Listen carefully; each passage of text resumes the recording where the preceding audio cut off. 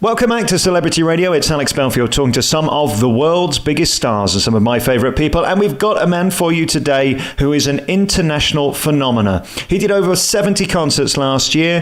He's sold millions of albums, in fact 40 million around the world, and he sells out arenas wherever he goes.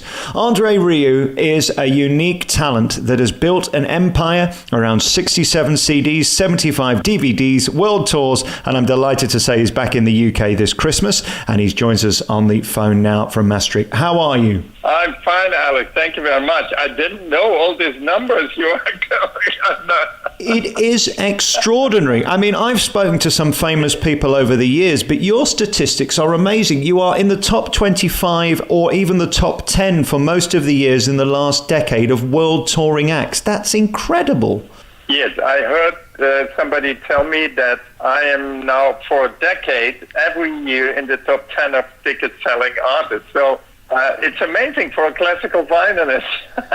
I didn't know myself. Do you know what you've done, though? You've made it beyond classical music. You've made it beyond music. It is an event. I saw you in Nottingham just earlier this year in May, and it was one of the most wonderful evenings I've ever spent in a theatre, let alone an arena. You made that enormous venue feel intimate, and that's not easy, is it?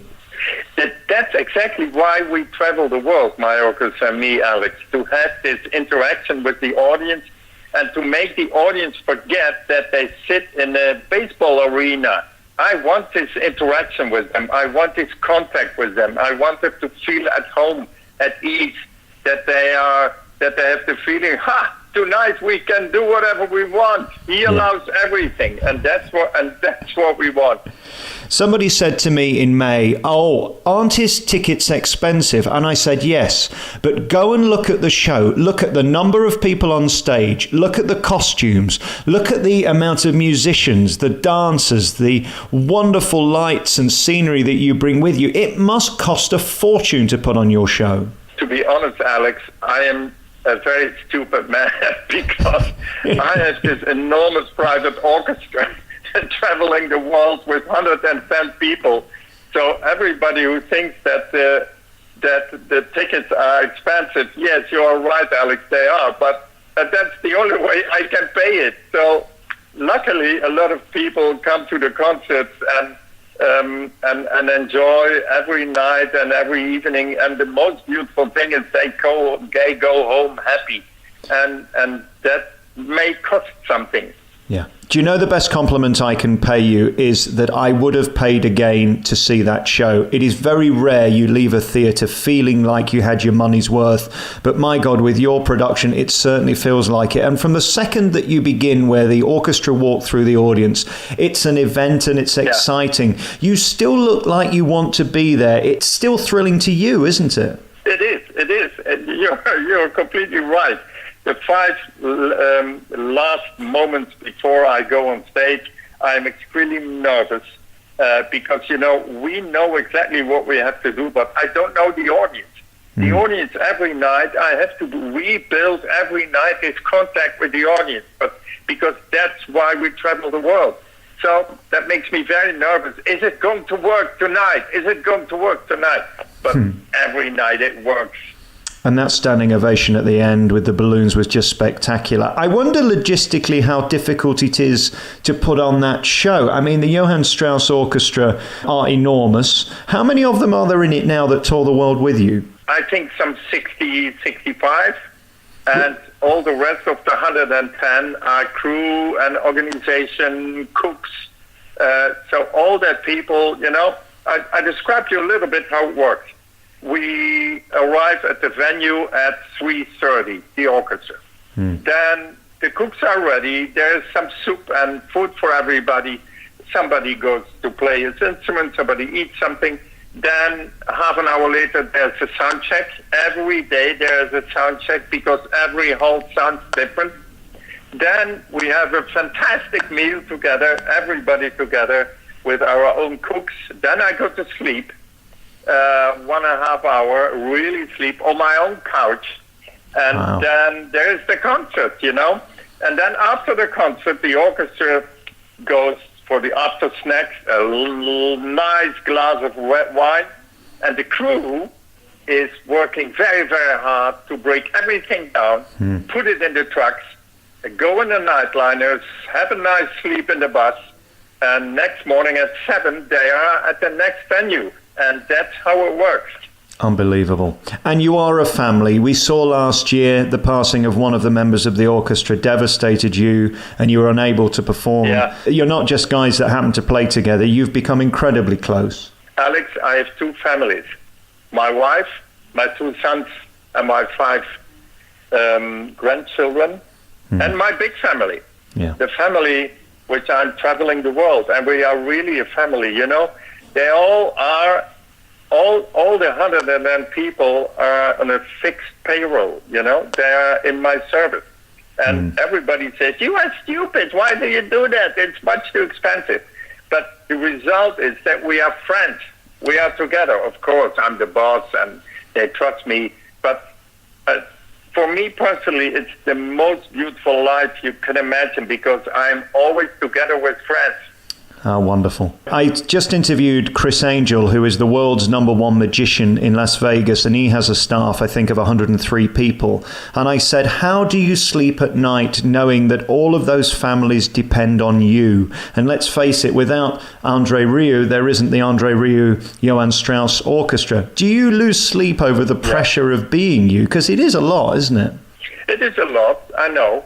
But luckily, I am, you know, I'm born on a Sunday, and I believe that everything will go on and on and on. And I work very hard for my health. You know, 3 times a week, my personal trainer comes to kill me and to take care of my health. It's this morning he was there. Oh my God, all my muscles are. But it's good, you know, it's good. And so, to answer your question, I do a lot for everything. And so I have a good feeling. I can sleep. Andre, I am a deeply unattractive man. You, on the other hand, are a lady's favourite. What's it like being delicious? What a question. Is it nice being delicious? You know you are. They love you, Andre. Don't deny it. I don't know.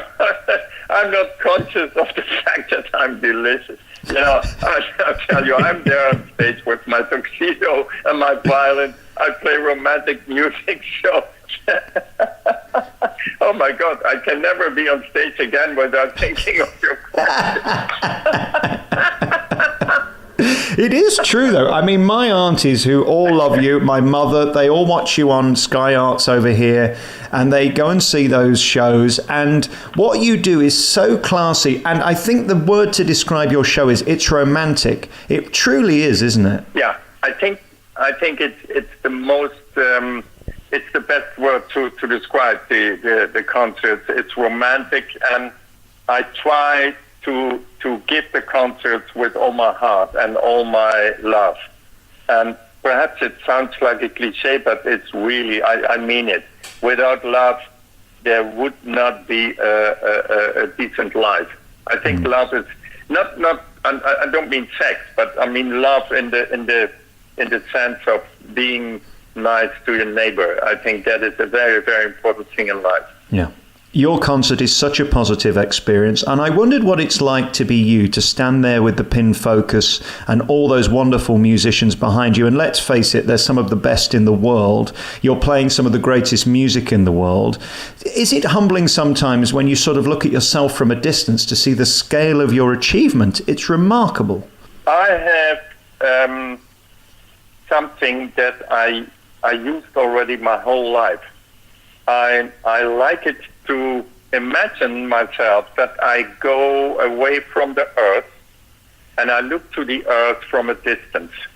And then you see a little blue planet, and I'm so far away that you cannot see the borders, or you cannot see, you know, all this glamour thing is in the heads of the people. It's not in my head. The most beautiful thing that can happen to me when I arrive from a long tour far away, I come home and I see Marjorie, I kiss her, and we go in the car and we go buy sugar and potatoes, what are we going to eat? So that's what I like, to be completely normal. Right. But you know you're not normal. You know you're extraordinary. I wonder, as a child... No, Alex. I'm delicious. You are delicious. I'm going to get to that again. I haven't forgotten about that. Oh, my God. It's true. No, I'm going to put it on a poster somewhere. Don't you worry about that. But how amazing were you as a child musically? I mean, I wonder whether you were some form of protege, because at this point, obviously, you've got so many around you to make the show look brilliant. Without being too introspective, were you always blessed with a great gift? Yeah, I think, yeah. The first violin lessons I had was, I was 5, and my teacher was an 18-year-old blonde girl, so I fell in love immediately with her, and that helped me a lot. But what I wanted to achieve very, very quickly was her beautiful vibrato, her tone, Right. You can imagine when you play the first lesson, and but she played for me, she was next to me, 2 meters, and I heard this beautiful sound, and that was what I wanted. And I tell you, after 3 weeks, I could have the vibrato very, very quickly, and she was flabbergasted. Oh, wow. She told my father and my mother, how is this possible? This guy is gifted. And so, in fact, it was always a sort of joy, a sort of play for me. Incredible. If I could just be your mind in your eyes for one day, what you see on that stage and the reaction from the audience. And what I love as well is the respect for the music. The audience are there to have a party, but they truly listen. There's none of this standing up and screaming and iPhone taking pictures and all that nonsense. Your audience love the music as much as they love you, as much as they love the spectacle. That's a beautiful synergy, isn't it? It is. And to answer your first half of the question, how is it to be there on stage and look at the audience? Alex, I tell you, that is the most beautiful reward we can have on stage. It's the faces, the happy faces of the people who are demanding for more and more and more. That is why we travel the world, and that gives us so much energy that after the concert, when we dress, when we change, we need a lot of red wine to come down, I can tell you. Well, one day I hope to share some wine with you and break bread and talk about your amazing life and career. There's a couple of people I've interviewed in my life, one of which was Andre Rieu, the other was Andy Williams, who I was so excited to talk to, and you're the third. I think you're incredible. I think you're a remarkable performer, and what you give audiences is so tremendous. You should be incredibly proud.